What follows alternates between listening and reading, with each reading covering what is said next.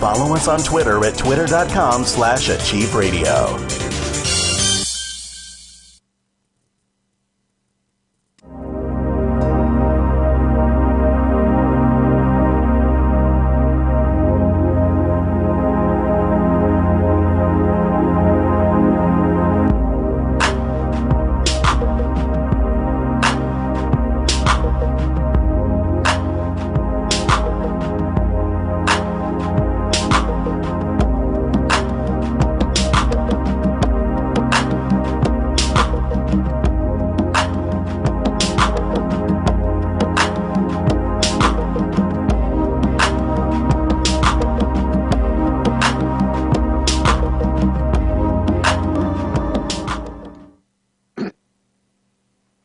Hello, Joe. How are you? Well, hello. There's something wrong with the sound. I Uh, can't hear a thing. huh. I It's can hear you. very staticky, and Okay, not on this side. It it sounds was very good fine on when I this was side. talking to Bill a few seconds ago. But yeah, Yeah, it sounds all right I over on can't this hear side. you. Okay. So Maybe you should log yeah. back on and get back on. Okay. Oh well. Bill, I'm going to tell you I'm not getting a screen. I get the AR, but I think you need to click on the video. Today we are going to talk about using tarot decks for writing. Hello, do you see me, Joseph? Joe? Hello, Well, Joe. the topic Okay, today is yeah, writer's block. wait a minute.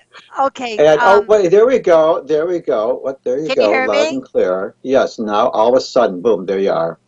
All right, Okay, so good, our good, good, topic good. today is how to get around how to cure your writer's block by using the tarot. And I understand that it works by, like, if you are just stumped and you're out of ideas, you just simply ask the tarot, toss the cards into the universe. It's the usual random thing. We are asking a question, and we are getting cards back as a random, you know, to see what happens. And in the tarot, we have many characters. There are the 78. royalty, yes, but 78? so many characters, lots of people, and lots of the court cards. Those always make for great drama.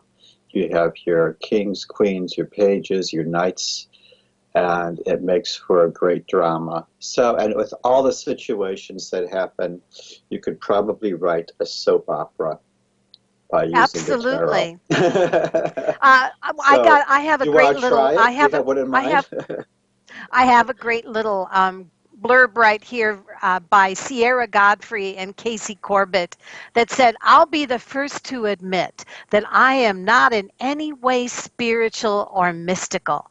I'm also a pretty dedicated plotter with some prankster allowances, but I'm always on the lookout for useful writing and plotting tools. Then one day last spring, I attended a writer's retreat among the redwoods on the coast of California, and with the ocean making gentle sounds far below, I learned of a new, intriguing tool using tarot decks for writing. Dun, dun, dun. Before that day, the sum total of my knowledge about the tarot equaled a pill bugs. So when fellow writer and friend Casey Corbett asked if we were interested in learning, I wasn't all that excited. After all, isn't tarot a bunch of mumbo jumbo? That's what this person says. Then she brought out her cards and we began playing around. And it turns out that the tarot is not weird at all. It taps right into your intuition, connects to the universal human experience, heavy on story and imagery, and Absolutely. tarot, and I'll be done here in a second. And tarot is almost like it's made for writers.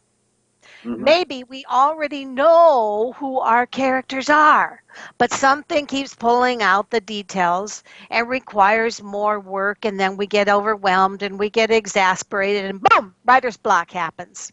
The images on the cards can be prompts in themselves to dig out that information. All good, right? And it Sure. turns out tarot as a writing tool is not new to writers. According to author Corey Kenner, Stephen King, and John Steinbeck both use and still use them, at least on Stephen King's side, to get their character plots. I mean, my goodness, where is Stephen King getting all of this stuff?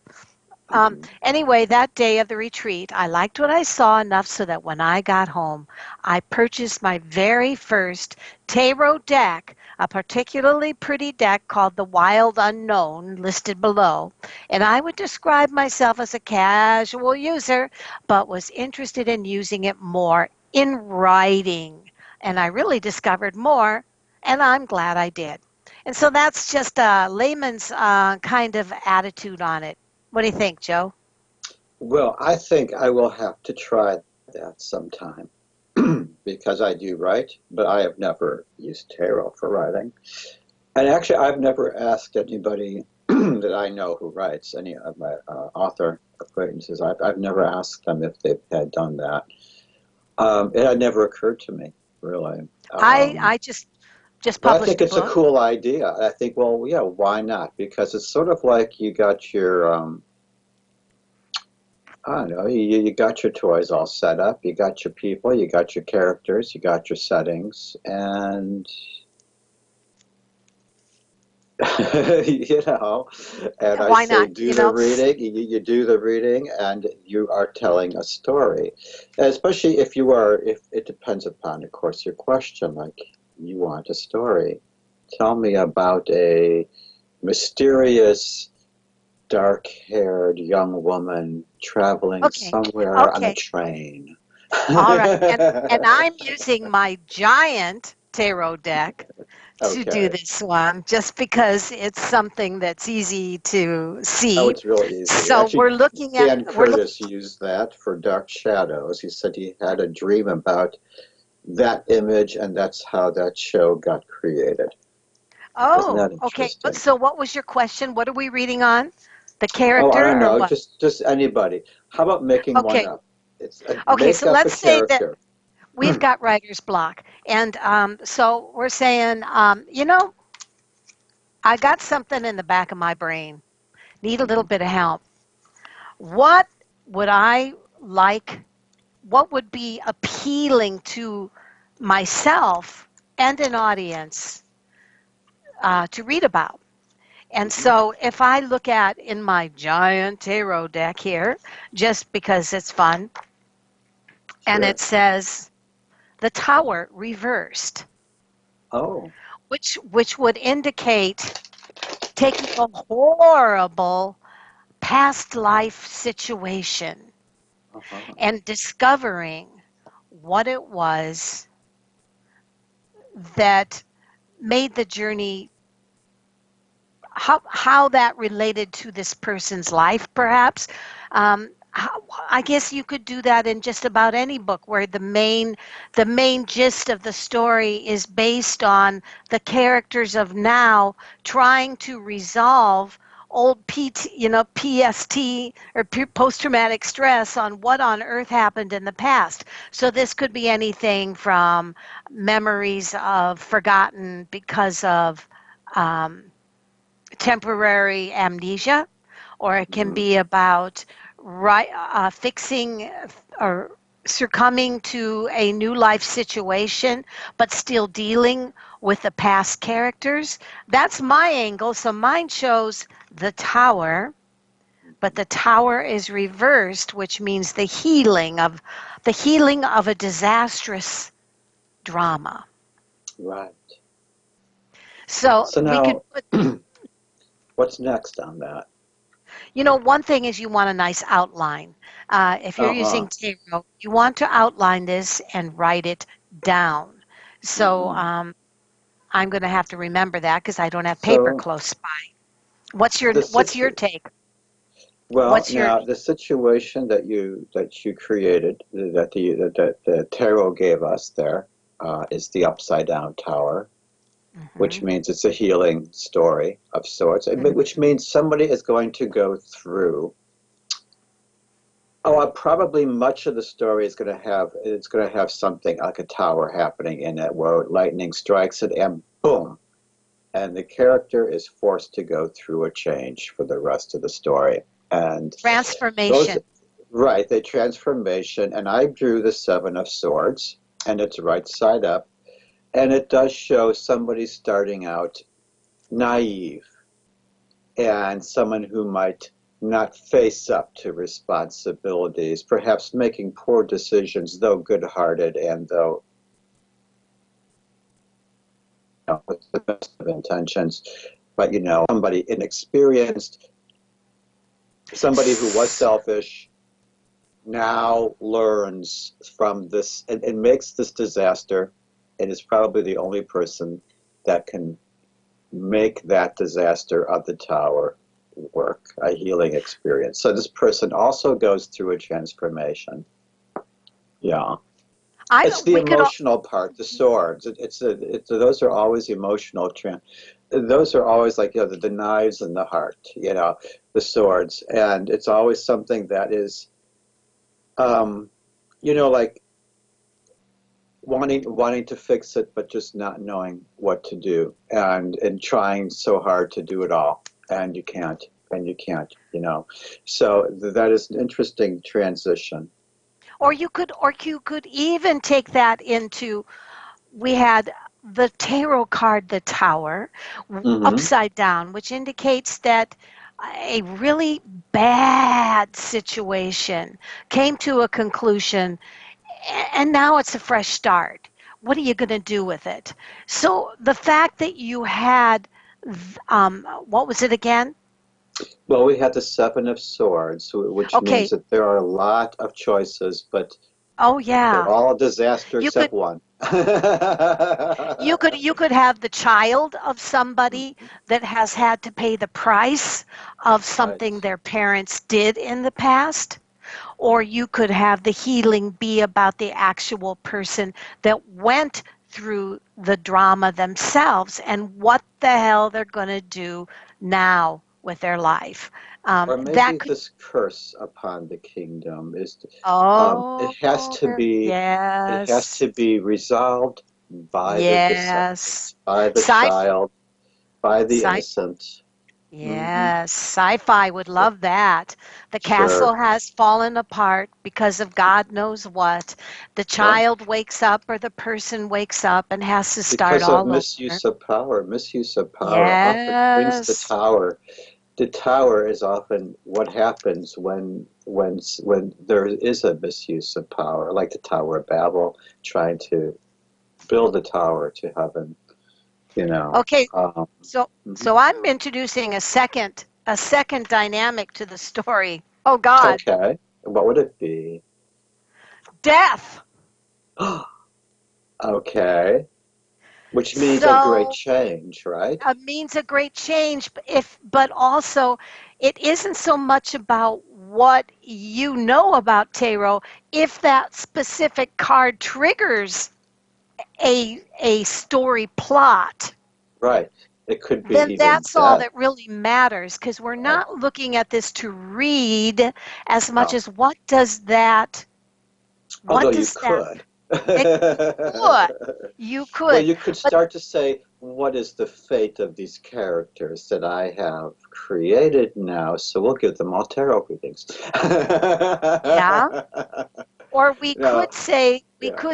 we could like the a dramatic a dramatic beginning of the Dragon Slayer in a theme like similar. The tower has been destroyed. There Mhm. is a new beginning, but now someone has to die. And Yeah. now some, in order for the transformation to take its full shape, There may have to be a death in the story. Someone may have to die, or someone may have to go down so that the main character who is going through this transformation, whether because of somebody else's parents that went through this situation and they're the new hope, or whether it's because of you have the imagination. The main thing is that whoever is writing the story, you have the imagination. You add, and all of this is going on your outline, right? So you've got the beginning, the tower, and it's upside down. The second was the Seven of Swords, which is the picture on the Seven of Swords, because I like looking at the pictures. Do you have the picture there? The picture is, oh, I just threw him back in there. Oh, Let's see. What did I do with him? No, I threw because I him think in those, there. I think those Well, you know pictures what are it really. is? I could describe it. It's a man carrying a bunch of swords. Oh, here we are. It is, let's see, it is this. Oh, yeah. You know what that means to me also? Well, it's also deception, too, to beware of Unethical something that's, victory. yeah, An unethical. unethical victory. Yeah, definitely.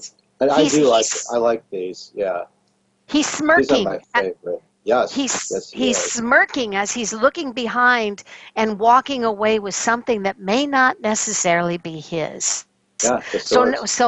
so we've got the tower upside down, but the swords can represent all of the treasures that he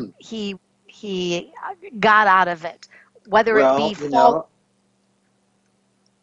um, it's a selfish thing, you know. It's a selfish decision, selfish, you know. It's so we are building up to a act. So we have our setting, and we have our characters, and Well, we have one character. we have one character. Okay, well, I was thinking perhaps maybe Death might be a character that would be interesting. Oh, that Death would be as a interesting. Death, dark character. a dark character, a character that represents Oh, almost a yeah, darkness or an darkness. end. An end, a character who represents an end. Or it can just represent that as the villain, as in the Mhm. beginning of our story, in a very unethical victory, walks away with something that is not his. He all of a sudden, in the midst of joy and rapture, gets smacked down and he can either die or he can find that everything that he desired was nothing more than a plot and a scam by those that were defeated in the tower. So it could be as developed and as however you want it. And of course, it doesn't have to be in a medieval scheme. It can Oh no, be in a very modern scheme. could even be What set is in the future. Oh, absolutely. Futuristic And sci-fi is sure, definitely big. good. What about the next person? What's the next Well, character? let's see. Let's pull them out. Pull them out at random. Oh, well, I have the Eight of Pentacles, and it's a young man You want to who lift it is up? working on. I'm gonna try to get this closer so you can see. Oh, Okay, he he is, is what a do they call, coinsmith.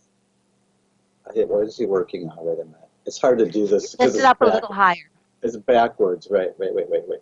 Hold it back further. Hold it back so Wait. that maybe you'll see it better that way. There There you we go. go. There we There go. you go. Yeah, There. so he's the opposite of the guy that that had an Oh unethical yeah. victory. This is Yeah. what do they call that? The This is bad and the the eight. The no, Eight I of mean Pentacles. Now, this is about money, and this is about also. Um, accomplishments. this is somebody who has accomplished a lot. This is the rich person of the story. This is the person like the patriarch, perhaps like the patriarch that is the tycoon, perhaps, or the one that had created the successful empire. And that Yeah. is the one that, because this is the person who, yes, because this man is creating his own coins, and he has pentacles, and that's a lot of them. But like all people who have this stature in life, there's always hidden enemies who want to take their money and take over their empire, just in any story about somebody who has that. Just like with Dynasty, the old Dynasty show, and Dallas, everybody wants Well, the money. Isn't there a name, Joe, for in a story plot, the good guy and the bad guy? That's called the Well, it's a what? melodrama. Yeah, it's a No, melodrama. the good character and the bad character has a name. It's called Oh, yeah, the villain and the hero. Yeah. oh well, okay. And so But basically, not quite, huh? Oh, the protagonist and the yeah, antagonist. you've Yes. got the In protagonist writing, would be the which one? protagonist. That's what's always the reader or the viewer. It's usually. Sometimes it's not, but usually the person watching it, whoever, I suppose, whoever you Which want to one is be the when good you're. guy? Which one is the good guy? Well, The the good pro guy is usually the protagonist. Yeah, that's the protagonist. protagonist. That's the And the good other guy. guy is And the antagonist. antagonist. So Yes, the antagonist. Yes, that's protagonist was Satan. Yes. so the good guy was the protagonist, right? Uh-huh. Yes. And the guy that we looked at first, usually the book starts with the good guy, but this story Uh-huh. is starting with a Yeah, villain. this is different, and that's interesting too. Uh-huh. Yeah, So that it would start that way. the tower falls. Right. The villain runs away with whatever it is that he's accomplished. But death card comes up indicating, dude, you're going to get yours. Or Right. you're about to get yours. And in comes the protagonist of this really nice, hardworking, Hmm. successful guy. Now, I'm going to look at what comes next. Okay, let's Okay. do that. Go So, up. so if we're looking at what then will I need happen, bigger cards. That would be. I need some big cards. I Oh, it'd be someone fun if gave I me. had. I should do green screen and have them appear on the wall Oh behind yeah, me. that would be Wouldn't awesome. that be fun? Um, Yeah. okay, so if I look at Why not? what yeah, what comes up next? Oh, interestingly, the magician.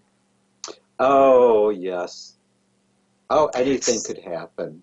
Anything. This is what you decide is the mission or the journey or the goal of the good guy. He shows up and makes everything happen. This could be the supporting role of the good guy, because usually there's the friend that kind of just is a very resourceful person, but they're not the main character.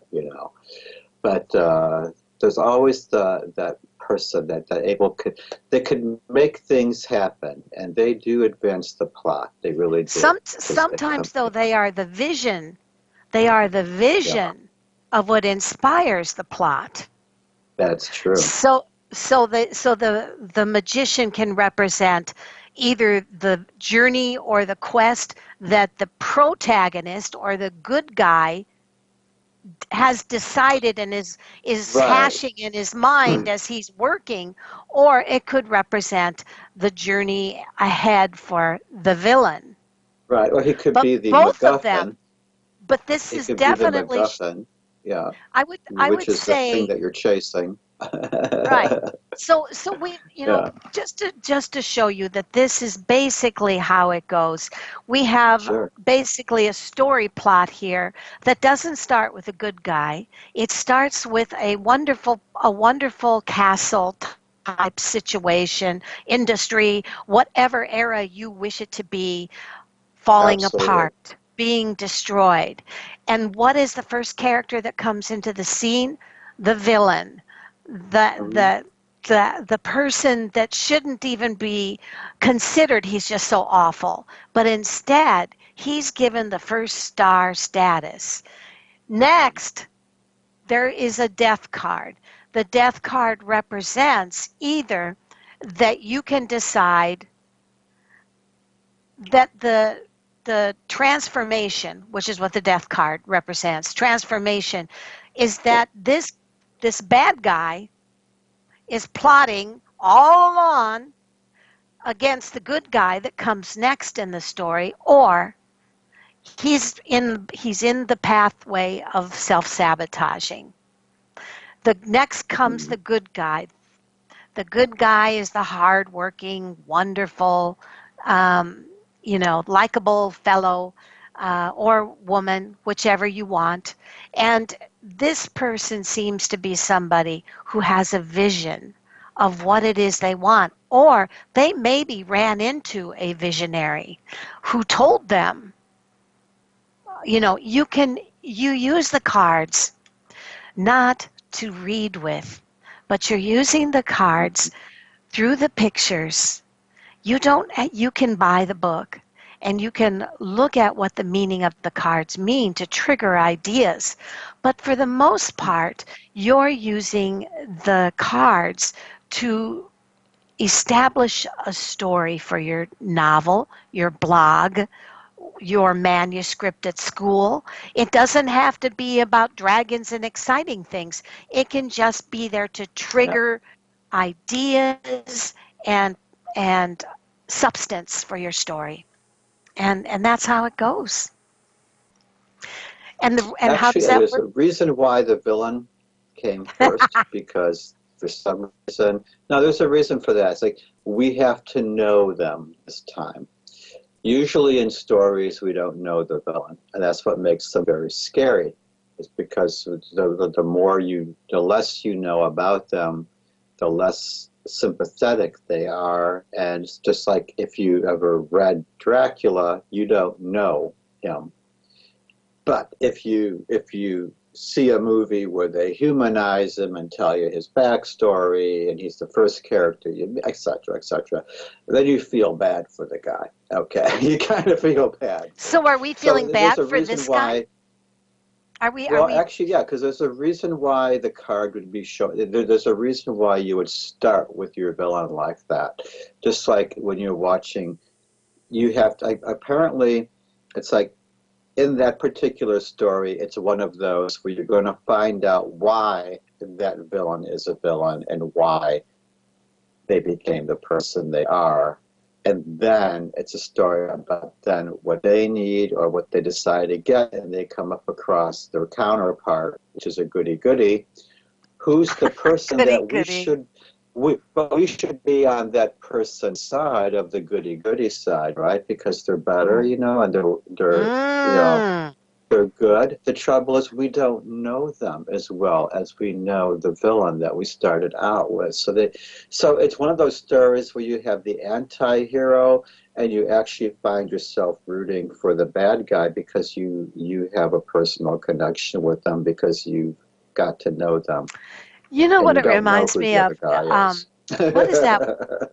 What was that vampire book where they start with Lestat and the ones by Anne Rice. Yeah, Anne and Rice they go in, and the vampire.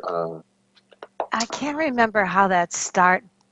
Interview with a Vampire. Interview with a Vampire. Yeah, and they make him real human, and they show his needs and his quirky side. And the good one is having a struggle to become a vampire because the real star is Lestat, isn't it? Lestat is the vampire that is the wicked one.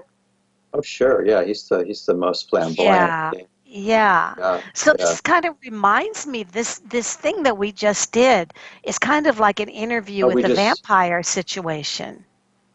So the tarot, like, copyright infringed upon Anne Rice. Oh my gosh! No.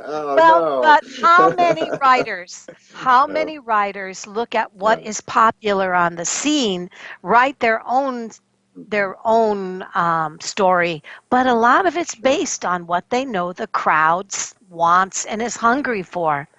And they're really hungry for sci-fi and all that stuff right now. Well, the tarot is a very helpful tool, and no matter what kind of deck you have, like mine just happens to look medieval because it's based on that particular design. But a lot of times just contemplate, like what you said, you contemplate the pictures, you look at the patterns, you look at designs, and what comes into your mind when you look at this. Is there a story about what you see?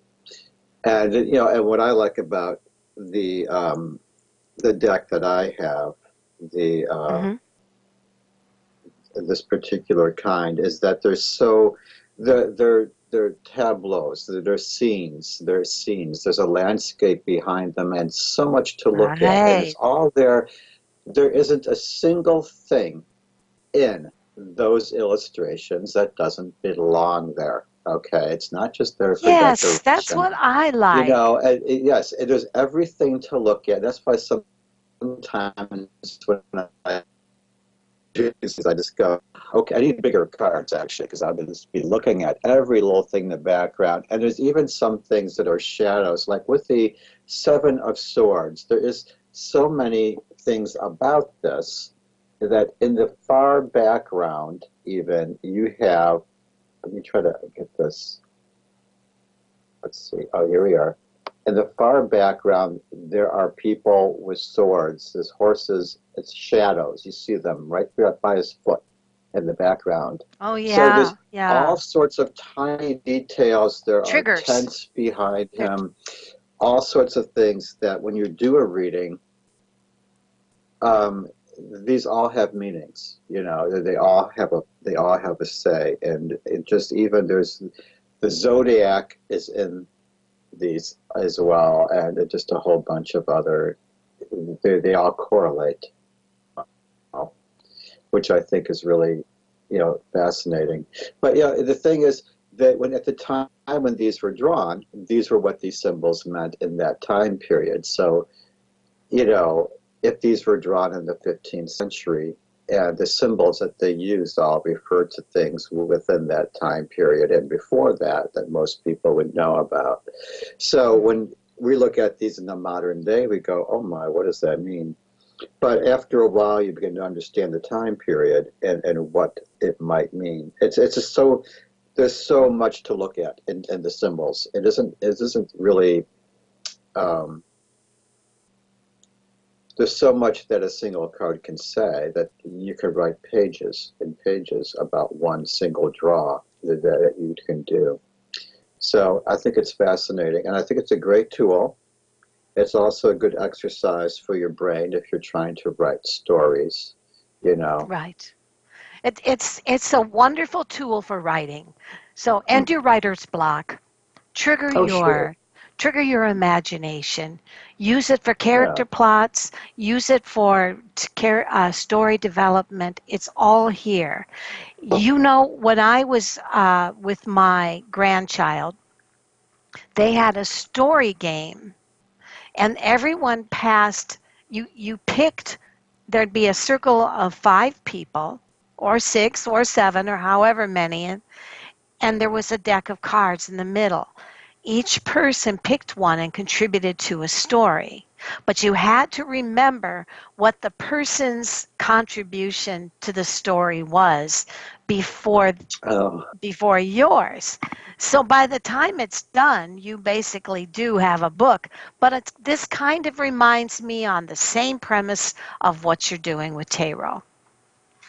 Using hmm. so it's Yeah. all good. Well, We the thing have is, when we were kids, we did that with dolls and action figures and doll houses. We yes. told stories on a daily basis. Sometimes we told continuing stories, the saga of whoever you named these things.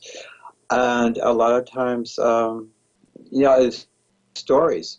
are just made Hmm. up. I mean, with the play, it's just sort of like, well, if you're stuck, I don't know, go play with your dolls and see what happens. I don't know, take out your, Whatever set up your triggers your dollhouse and your imagination. action Yeah. figures. Yeah, whatever works, your Legos, But the tarot works really great. Yeah, It's yeah. really, And well, yeah.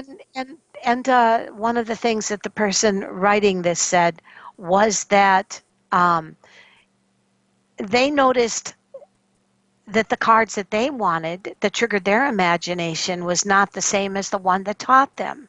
So Mm, every deck is personal, and though sure. you may want to use one that is traditional, you also have to remember for story writing, you're not doing any readings for anyone. What you're doing is writing a story. You're looking for So go to inspiration. Barnes Yeah. and Noble, look at their deck of cards because you can look at them personally right in front of you, and you can pick out a deck that looks most inspiring to you. Um, one of the things that I wanted to discuss too before we end this. Oh, okay. It was What was the? what was it? I had You thought I said you had. wanted to end it on something. You wanted to say Yeah, yeah, something. yeah. Excuse me. The polite cough. Here it is. Here it is. Um, I had 3 steps for using tarot for your writing, and another one was called "Are you using this amazing tool to write your novel?" And this one is written by Marilisa Fabrega. I don't know exactly how I'm saying this. National Novel Writing Month begins in November. Did you know that November is National Novel Writing Month? It, No, I didn't everybody's know it's, that. if Oh, you're a writer, they encourage you to write like 1,000 words a day or whatever oh. to inspire. Oh, this is interesting. My battery is running low. Just a second here. Oh, okay. So Uh-oh. hold on here. A little bit of Technology. techno. But you There we go. gotta have batteries and you Yes, gotta you have do. plug. I Okay. don't have, I'm plugged into the wall. Well, I am too, but the battery and I wait until the battery is run out before I do that. So anyway, this is National Novel Writing Month in November. It encourages everyone that wants to write a book to write so many words each day to get Well, yourself inspired and jump started and excited about writing your novel or your book or whatever. And it says the objective is that you write 50,000 words in 30 days. And which doesn't seem so daunting until the sobering thought hits that you have absolutely no idea what you're going to write about. Or maybe you do have an idea, one that would look great as a blurb on a book jacket cover, but the plot is eluding you, or you can't see your novel's characters very clearly. You know, I get Author excuse Digest me. and Author Digest, which I think is a very good book or very good magazine. Author's Digest encourages people that there is no specific way to write a book as far as the structure. Some people start out with the ending and go Oh, backwards. everybody has their own way, and I have my own Yeah, way. I know a lot of people that don't. Um, I actually, I don't use an outline. I don't outline anything. In fact, I don't either. sometimes I have a vague idea of what I'm writing about. I mean, I kind of know what I want, but I don't even know how the story ends until I get there, really. And I just figure I'll just stop when I whatever. Right. Um, um, well, it's just not the way I would write. Using an outline is something to me that cripples me. And I had to work around that when I was in college because they want to see these note Ah, cards and they want to see an outline. And it's like, oh God, don't bother me with this. I could, because I already had it written. So, you know. Right, Anyway, right. But so for some, but they some need people that need all structure. that. Some people need Yeah. it, and it depends on what you're doing. And my method is, well, you make the door, you cut the door, and then you go back and you plane it and sand it and varnish it. Did we lose Anne Marie? Uh-oh. So anyway, yeah, it doesn't matter how you write it.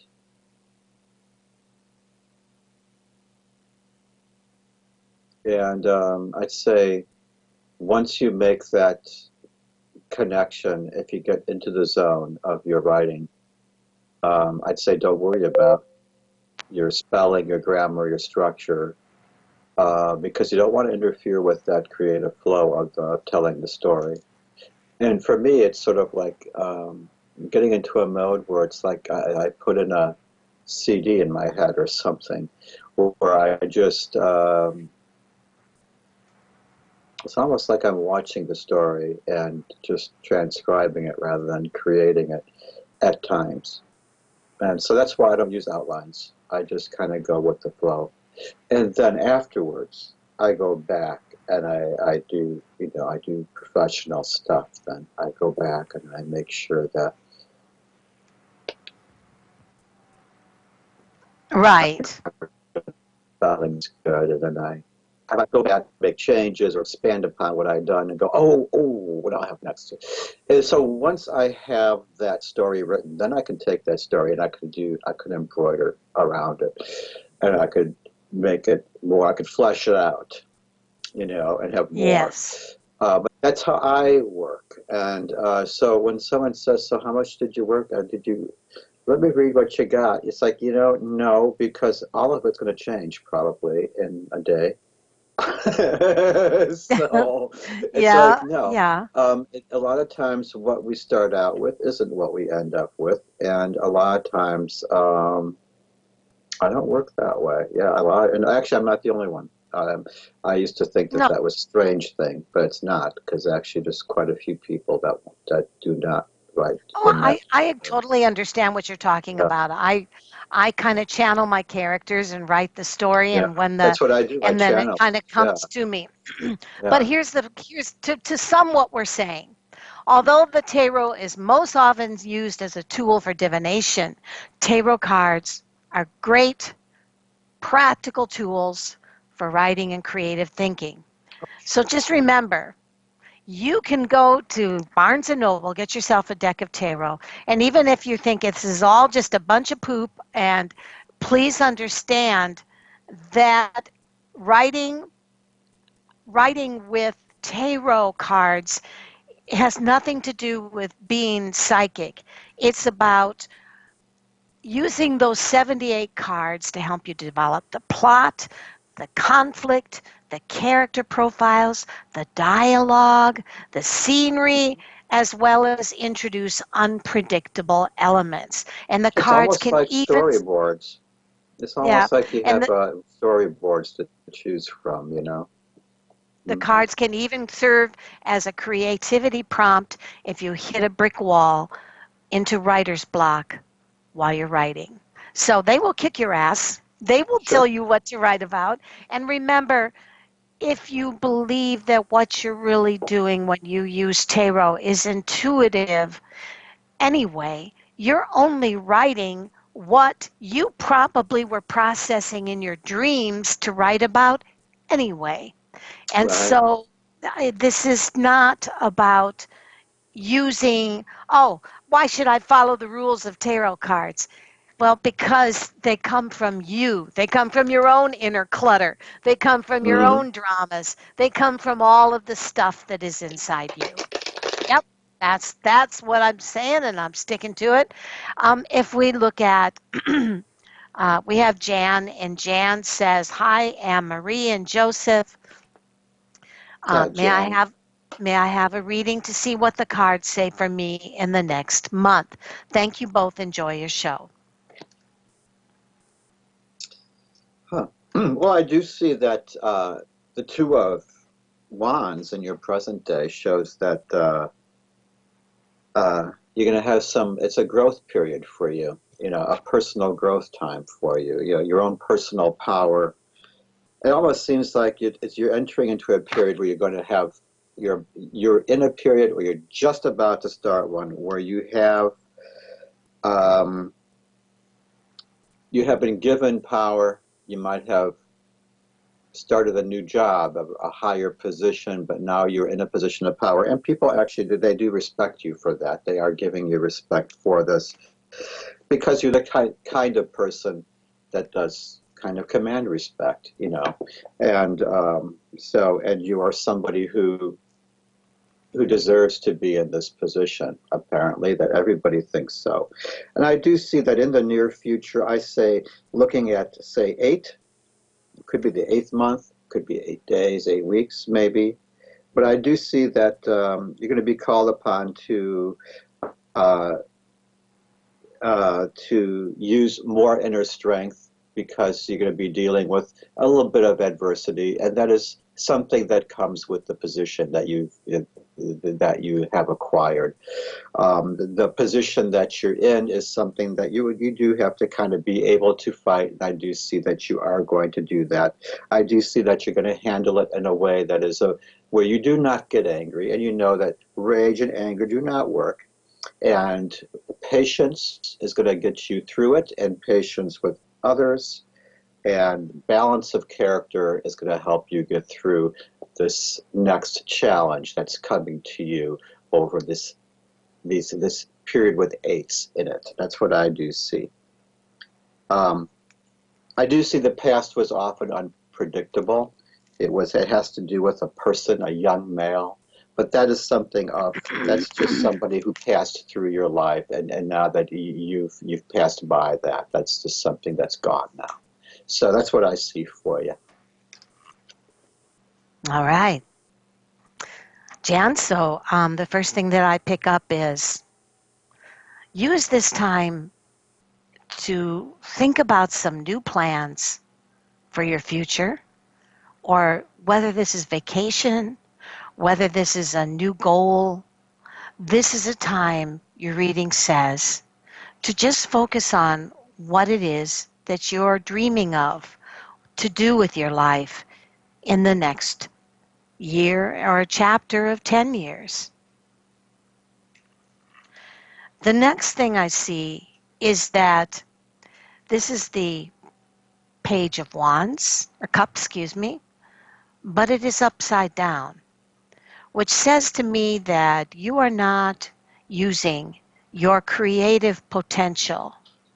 You are not using your skills and your true essence right now in a way that fulfills you.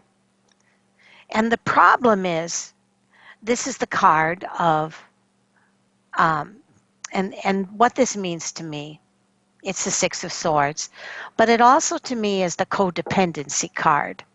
It also can be the card for someone that settles for less, who always finds themselves healing and fixing others so that their passage is easier to come by. But they have to remember that eventually they have to stop steering the boat for others, and they need to start going on their own and thinking about what and when are you going to stop doing what you think everybody else wants of you and do for yourself. I'm shown in the past that you have not felt things have improved. This is right side up. It means holding on to what's secure but looking forward to change. It's reversed, which is all that stuff but opposite. You're feeling like you're letting go of what your security is, and you're finding that you're losing the focus of what your dream was, at least in the past. Here's the future, Jan. This shows, and this says boundaries. This is the 8 of Wands, and what this indicates, I think it is, No, excuse me, Seven of Wands. And it's saying that it's important to remember that this is a time where you need to have boundaries, but also it says watch out for letting people step all over you by letting your boundaries down. It could also mean, if we interpret it a different way, since you're so darn unhappy with the lack of creativity you've had in your life, you may have to open up to the fact that you're causing it to happen yourself by becoming vulnerable to your own stagnation. Lastly, what I have, Jan, it says this is the card of the Fool, which can indicate new beginnings, and it can also indicate being fancy-free, Peter Panish, inner child. But guess what? It's upside down. So that says to me that watch out and find the balance, because I think that you need to find the balance between being too cautious and being too vulnerable. And find that medium spot, focusing on the vision of what it is you want for your future 10 years. Where do you want to be? Are you working towards that? What steps are you taking? What is it you want? That's what I see. This is time to concentrate and perfect your vision for what it is you want. So if we look at real quick in one card, what is the essence of the next month? And what comes up for the next month is, and I'm sorry to say, judgments come up, but it's reversed, which means you may find that the next month is very contemplative. You may find yourself feeling as if you're not being treated with the respect that you desire. You may be feeling invisible. You may be feeling as if nobody's treating you with the fairness that you have put into them to rescue the day. And so it says, sometimes you have to face the facts before you can change. So if you want to change the future, Jan, you've got to face the fact that you may be creating your own problems here, and create a vision of what you want in the next 10 years and work on it. And that's what I have. Okay, we've got Anita. Hey, Anita. Hi, Anita. What's up? Down there at the plaza, and then when that church came in, they moved it, probably put it in their garage. Oh, I think we've No, got... I think it was the stuff from Brentwood. I haven't been to the plaza. Well, there was some stuff from Brentwood, but they had a lot of...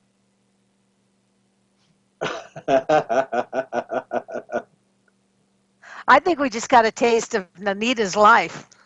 Anita, are you there? Stuff and and people are. Well, Anita's been having some problems with her brother about her parents. Oh, well, we could read that. Yes, so we'll do that Okay, we while can her read brother's it. Always look online. at the We've got his... archive, yeah. And we've got his essence right now. What's the question, do you think? She was going to call. She was going to call with her question. But I think what we need to understand is that Anita is in a... Yeah, we'll just look at whatever comes through, and you go first.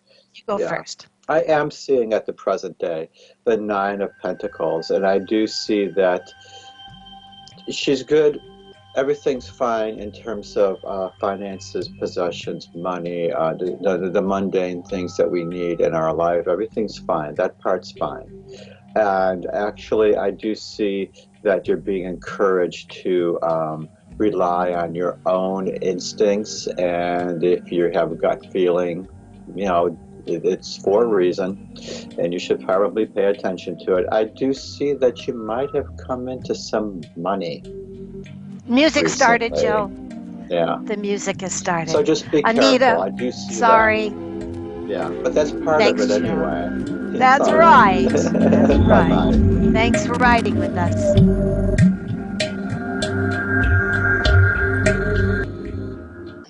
Hi, I'm Anne Marie. Welcome to Achieve Holistic, Spiritual, and Self-Improvement Psychic Radio. Here's the tip. Pull back your shoulders, lift up your rib cage, and tuck in your butt.